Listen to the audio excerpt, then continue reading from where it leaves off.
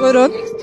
13 yaşındaki bir yetişkinliğe yaşına çatmamış bir uşağı 24 yaşındaki bir oğlanla evlendirirler ve dünyaya bir uşaq getirir. Buna normal değiller.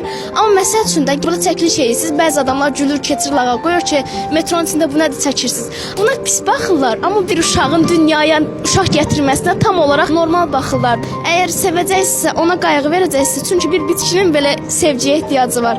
Mənim bu həyatda ən böyük istədiyim, ən çox istədiyim şey ata sevgisi olub. Mənim varım olub, amma verməyib. Yəni siz olun, evlatlarınıza hər zaman sevgi verin. Məsəl üçün 9-a qədər oxumuşam. Mən 14 yaşımdan bəri işləyirəm. Hal-hazırda mənim 18 yaşım var. Məncə evlatlarınızı kimsəsiz qoymayın. Mən özüm də nişanlı olmuşam, nişana atmışam da. Mən ailəm məcburi.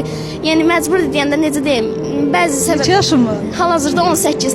Yəni mən də 16 yaşımda nişana atmışam. Mənim tam 3 ilim gedib. Siz olun, evlatlarınızın həyatını yandırmayın. Çünki böyüyəndə evlat deyəcək ki, mənim bu halda olmamın səbəbi tək ailəmdir. Heç vaxtı evlatlarınızı evləndirmək üçün tələsməyin. Onlara gözəl gələcək bəxş eləyin.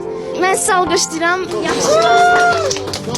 Mən də səni alqışlayıram. Yaşıma görə çox böyük düşünürsən. Gəlsəm də qucaqlayım. Mən sənə.